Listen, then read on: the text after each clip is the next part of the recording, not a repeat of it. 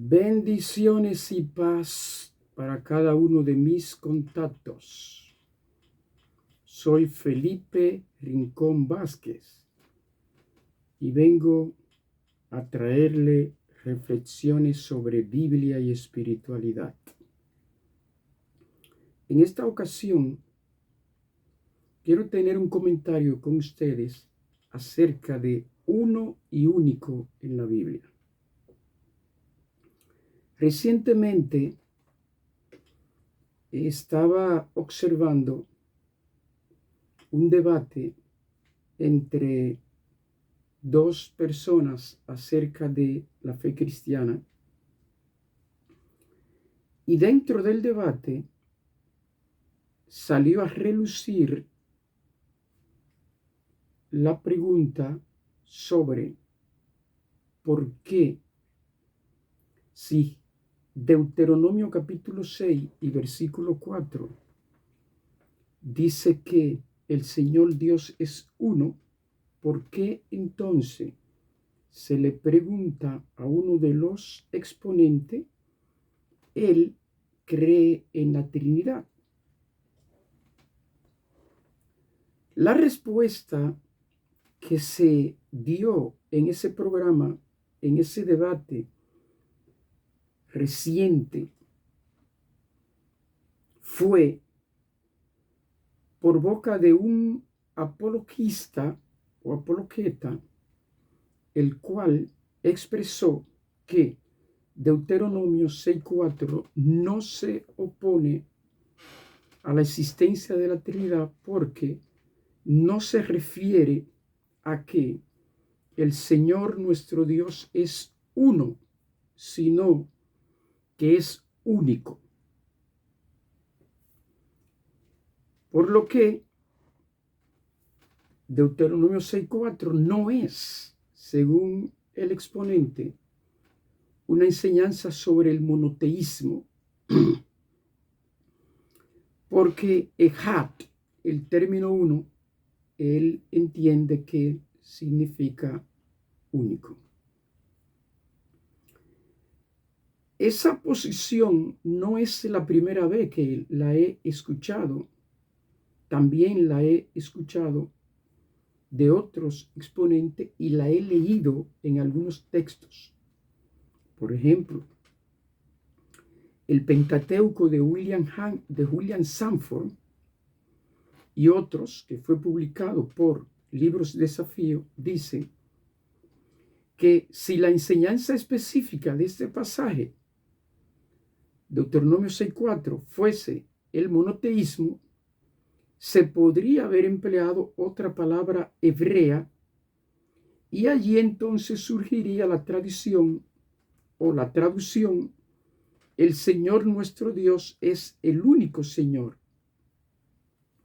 Dice ese texto que si bien el credo no presenta el monoteísmo como concepto filosófico, sin duda presenta al Señor como el único Dios que los israelitas podían amar y servir. La pregunta es cierto que Deuteronomio 6:4 enseña a Dios como el único y no como el uno? En este comentario quiero dar crédito al profesor y biblista César Vidal, quien explica claramente la diferencia entre uno y único en el texto hebreo. Una problemática es el estudiar la Biblia tratando de interpretar textos que se refieren a una época o a un tiempo con enseñanzas y textos que se refieren a otra época o tiempo. El pueblo de Israel tiene un inicio politeísta, es decir, el antiguo Israel tenía la concepción común del mundo, de la existencia de varios dioses. Con el tiempo, estos beduinos nómadas semitas empiezan a tener una relación con su Dios, Yahvé. Yahvé es el Dios particular de los semitas y adoran a Yahvé como su Dios, el Dios de sus padres, el Dios que lo liberó de la esclavitud de Egipto, pero sin negar la existencia de otros dioses, lo que implica que el pueblo, en lugar de el politeísmo y un monoteísmo, eran enoteístas, es decir, creían en la existencia de varios dioses, pero que el Dios de ellos, al que tenían que adorar, era a Yahvé, que era el Dios de la tribu, el Dios de su padre, el Dios de la familia. Contra eso tuvieron que luchar luego los profetas, tratando de enseñar al pueblo de Israel que no existían varios dioses, sino un solo Dios, que Yahvé, Jehová, como lo conocemos por la traducción de la Reina Valera, es el único porque es uno. No hay más que uno. No hay más que un Dios. De ahí que se empiezan varias reformas, como la reforma de Josías, que empieza a destruir todos los altares que habían a otros dioses, entre ellos Acera y Baal, para poder sembrar en el pueblo de Israel el monoteísmo puro, la existencia de un solo Dios. Es en ese contexto que debemos interpretar lo que dice Deuteronomio capítulo 6 y versículo 4. Shema Yisrael, Yuhei Vahei Elohenu, Yuhei Vahei Echad. Escucha, Israel, el Señor, nuestro Dios, el Señor es uno. Es decir, no hay más que un Dios. Y es Yahvé. De modo que este texto no es más que una enseñanza para transformar la creencia del pueblo de Israel al monoteísmo, a la existencia de un Dios. Entonces, tratar de desviar ese texto de su propósito, de su contexto literario, histórico, cultural, para querer utilizarlo para demostrar una concepción que estaba fuera de la mente del autor o autores del texto, es algo incorrecto y es una ignorancia.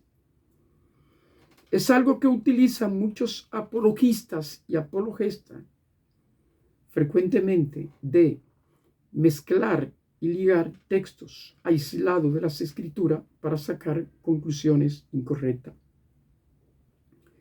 En el hebreo bíblico, el número 1 es Echad.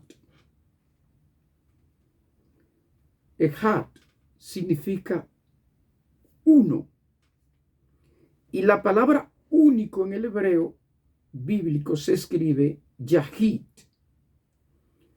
Esa palabra Yahid se utiliza para expresar la exclusividad, la singularidad en la Biblia.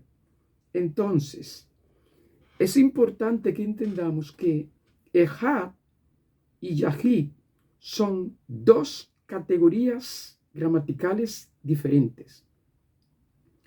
Si el texto dice Ejad, está refiriéndose a una categoría numérica, un determinante numérico. Ejad es un número, un determinante numérico. Y Yahid es un adjetivo único. Si el texto no utiliza Yahid, que es único, sino Ejad, entonces lo que nos está diciendo el texto es que el Señor Dios, Yuhei Vahei, Yahvé, es uno. El escritor no está diciendo único, no está hablando de Yahid, está hablando de Ejad. Cuando nosotros utilizamos el término uno para referirnos a un equipo que están trabajando en unidad, estamos utilizando un recurso del lenguaje, porque no existe en ningún idioma un uno colectivo. No existe en ningún idioma un uno compuesto. De modo que si decimos uno, es uno, no es un uno compuesto. Si nosotros decimos Juan, Pedro y Pablo son uno, estamos especificando que son tres. Juan, Pedro y Pablo son uno. Estamos utilizando un recurso literario, un lenguaje figurado para decir que trabajan en unidad, que tienen un solo propósito. Pero son Juan, Pedro y Pablo. Cuando decimos Pedro es uno, estamos hablando de la unidad. Es una persona. Así que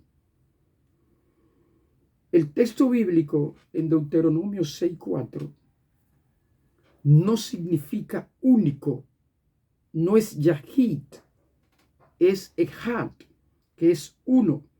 Ejad significa uno.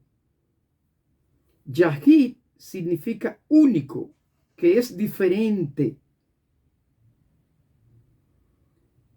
De modo que tratar entonces de torcer ese texto para poder introducir allí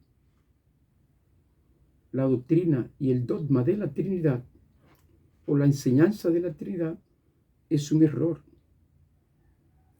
No estoy diciendo en este comentario